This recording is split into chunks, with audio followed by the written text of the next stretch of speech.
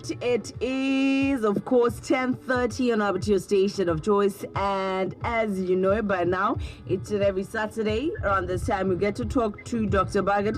He's on the line. Morning, Doc. How are you doing?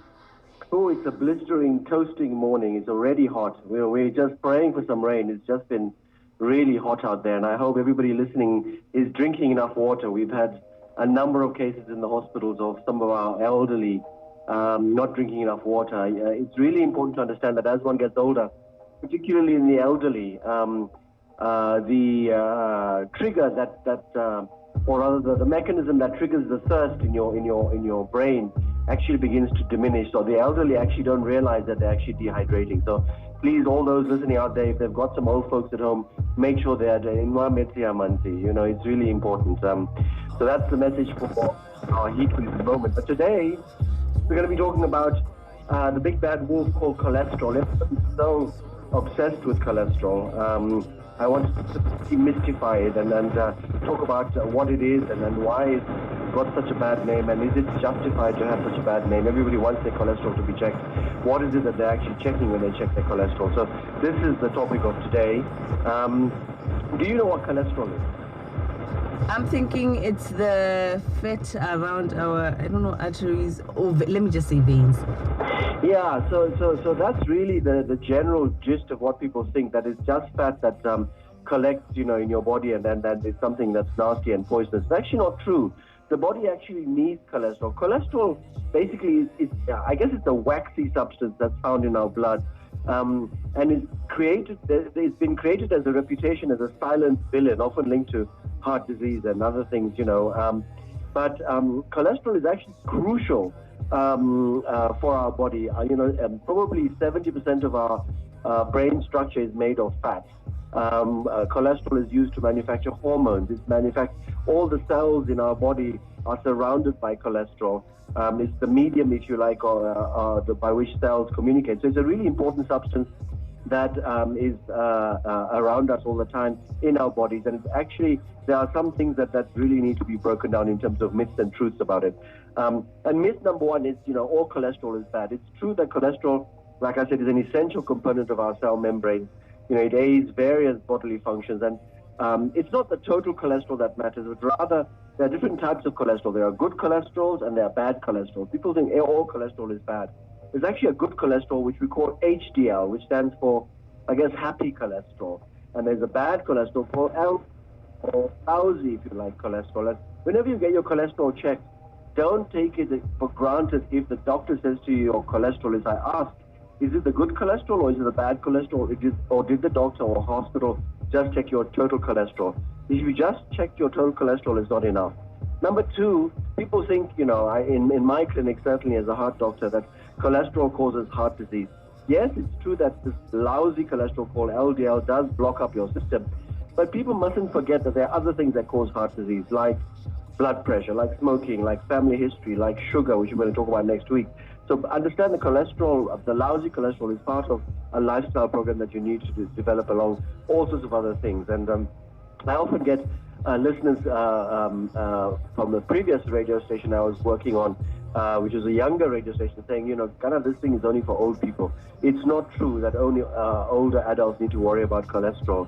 It's important to understand that elevated cholesterol can occur at any age. We have children with very high cholesterol who develop heart disease very early. It's called familial. It runs in families. So early detection, particularly if there's a family history of sudden death, is really important for long-term health. There's another myth I want to bust. I've written all these down because I've been in this profession for so long. A low-fat diet is the only way to lower cholesterol, people tell me. The truth is, while a balanced diet is essential, it's important to understand the type of fat you consume matters more than the total amount. Replacing rubbish fats, poisonous fats, fats that are manufactured in a factory, basically. The fats that are not good for you are things called trans fats. These are artificial fats. Some of the fats that are made in factories, sunflower oil, canola oil, soya oil, these are manufactured in a factory, and the oil itself may not be bad itself, but for example, sunflower oil, if you look at a crushed sunflower seed, the thing that comes out is this sort of gooey, grayish paste. into which they add lots of chemicals to make it that golden brown color you see in the supermarket. So it's the actual chemicals they add to make this soya oil or sunflower oil or canola oil look pretty toxic for the system. So try and eat natural oil, things like coconut oil, avocado oil, butter. There's a compound called ghee, which is clarified butter, which you can get. These are all very cheap. Ghee is very cheap. Coconut oil is cheap. Avocado oil and olive oil used sparingly. They are costly, but use them for your salads only. Stick with the natural oils, things that actually nature has made over millions and millions of years, rather than what man has made in the factory. Then you're not going to go wrong in terms of eating these natural things. So that's really important. So understanding cholesterol in terms of good cholesterol and bad cholesterol. Just to repeat, there's LDL cholesterol, which is the bad cholesterol, L for lousy. HDL cholesterol, which goes up if you exercise, if you eat the right fats. HDL stands H for happy, if you like. There's another cholesterol called triglyceride. This is the one we're paying particular emphasis on because a lot of people have a high triglyceride. Triglyceride, not to get too complicated, comes from starch. So bread and rice and pasta and palachi and fresh chips and fizzy drinks and fruit juice, which lots of people consume. These are all rubbish things that actually raise your triglyceride, and triglyceride actually also blocks the system. So it's really important to understand cholesterol as a good and bad aspect. I'm going to pause there for you to ask any questions before I go on, because there's lots to talk about. I think the only thing that I would actually want to know about cholesterol, most of the time, you are right when you say we think we assume that it's bad. I know that it causes stroke, and one thing that I wanted to ask around it is, okay, because we know that it causes stroke, then how do we avoid it to cause stroke? That's a good question. It does cause stroke, it does cause heart attack, it does block up the system in your arteries, in your legs. For example, you get pain when you walk, you get an ache in your legs, you get a pain in the chest, or a stroke is where you actually have a bleed into the brain, or you have a blockage in the brain because of buildup of, we call it atherosclerosis, basically means buildup of cholesterol in your system. How do you do it? Well, it's adopting a healthy lifestyle. People probably are tired of me saying this every week. The same thing for every single disease we talk about. It's adopting a healthy lifestyle to reduce your cholesterol levels and reduce your risk of stroke or heart disease. Diet, limit the fats we talked about, the processed oils, the trans fats which are found in baked goods, these biscuits and things. Increase your intake of fiber, moruko, things we've talked about before, lebelebele, korong, and katlawani, mosutlani, gabu, midi, all these things contain a lot of fiber. They actually absorb that cholesterol and chuck it out of your system. Fruits and veggies and whole grains and lean protein. Like I said, choose healthy fats like avocado oil, nuts and olive oil, butter, coconut oil. Exercise, it'll drop your cholesterol. At least 30 minutes, 2 or 3 times a week minimum. Is something that will help maintain your weight, maintain a healthy weight. This improves your cholesterol. And of course, other risk factors. If you've got blood pressure, control it very well, because blood pressure is probably more important in terms of stroke than anything else. And of course, other risk factors that you may be misbehaving. Too much alcohol, smoking is a major risk factor for heart disease. So these are really important in terms of dropping the buildup of cholesterol in your arteries, in the brain, or in your heart, or in your kidneys, or in your legs. Giving you, heart attack and stroke. So that's really important to understand. We've got some questions coming in here, which I wanted to answer, here's a very important one. Naka, does sugar cause high cholesterol? It's actually a very good question. It's common knowledge that saturated fats can raise your cholesterol. People don't know that the sugars that you add to your daily diet, which we're going to talk about next week, can take a major toll on cholesterol over time, and particularly the hidden sugars, which we're going to talk about next week, the bread and the rice and the pasta. These are loaded with sugar. We call it carbohydrates, but it actually is another word for sugar. So that's really important. Somebody's asked here a famous question: does garlic lower cholesterol? There is actually a growing body of evidence that garlic actually may help cholesterol to drop, particularly freshly crushed garlic in your you can put it on your toast, you can put it in your food. It's really important to understand that. Somebody's asked here, you've talked about good cholesterol, so what's the benefit of having a good high HDL cholesterol? HDL or happy cholesterol actually is a scavenger. It cleans up the system. It's like a vacuum cleaner. It removes all the lousy cholesterol in your system. And the best way to raise your HDL is lots and lots and lots of exercise. So this is important. Somebody's asked here a very good question, because I always get asked this question. Are eggs bad for cholesterol? The answer is no. You can actually eat an egg a day. Even the egg yolk is rich in the right type of cholesterol. It's a natural cholesterol. It does raise your cholesterol, but the good cholesterol, it's not bad for you. People think, I'm just going to eat the egg white. There's no danger signs in eggs. You can have an egg a day if you like, and that's coming from a heart doctor. Somebody's asked here, what are the 5 signs of a high cholesterol? That's a good question. You develop symptoms of heart, like you said, stroke, heart disease, claudication, which basically means when you walk, you can't walk a distance because you get an ache in your calf muscles, signs that things are blocking up in your system. So chest pain, a fullness in the chest, dizziness, unsteady gait.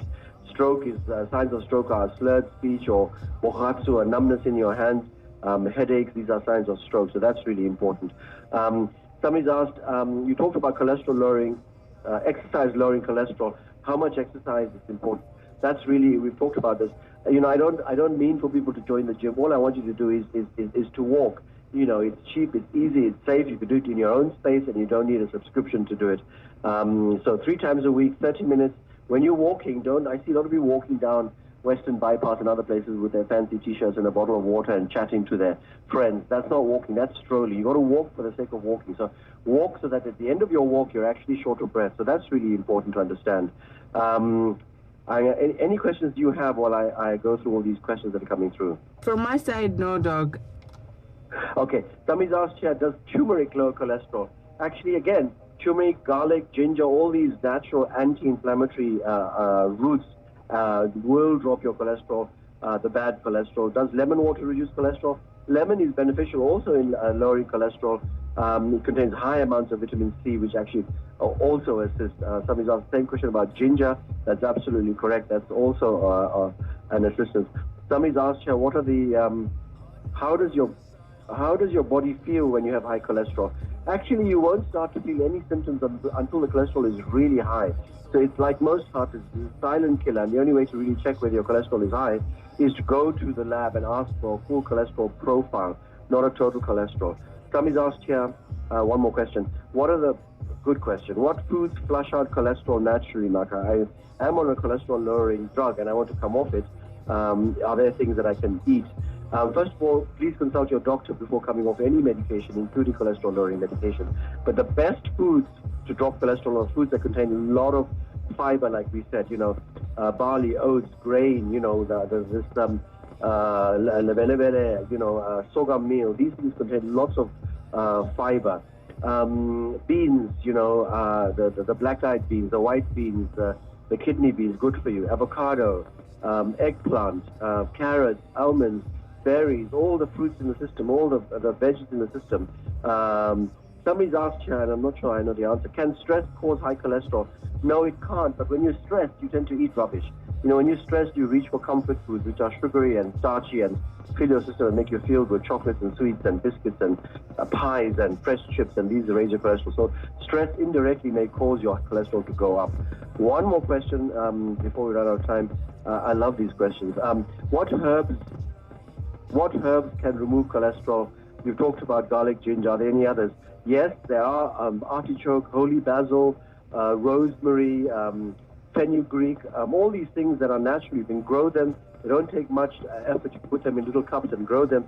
All help in dropping your cholesterol. So that's really important. One more question, because they keep coming in. What rice? Can we eat rice if one has high cholesterol? Eating rice is not a healthy choice if you have high cholesterol. Rice is cholesterol free, but rice is a whopping amount of carbohydrate, which basically means sugar. About 70% of rice, whether it's brown or green or orange or white rice, is a lot of carbohydrate. So be careful with eating rice, just like white bread does. It's important. One more question, please. Here, does honey help cholesterol? Honey has been shown to lower the bad cholesterol by about 5 or 6%, but be careful, honey is sweet, so it does contain natural sugars, so don't have too much of that honey. There's lots and lots of questions coming in, but I think we've run out of time. You can just do one more. One more question, thank you. You're very gracious. Somebody's asked here, is drinking hot water good for cholesterol? No, drinking hot water is good to flush your bowels and your system, but it won't do anything to your cholesterol. One more question here, is sweet potato good for cholesterol? Yes, it's much better than the ordinary potato. It's got lots and lots of fiber. It's got vitamin A. It's got minerals in it, and it grows in our country. It improves eye health as well, lots of vitamin A in it. So eat it for lots of reasons in addition to lowering cholesterol. That's me. My voice is going now. Thank you, Doc. Let's do this again next week, Saturday. Pleasure. Next week, we're going to talk about the one that's even more toxic, and that is sugar. We'll talk about sukiri next week. Oh, God. Bye, dog. See you next week. All right, bye. It's at 10:45 on up to your station of choice. That was Dr. Buggett giving us that broken body series. Today, we're talking about cholesterol.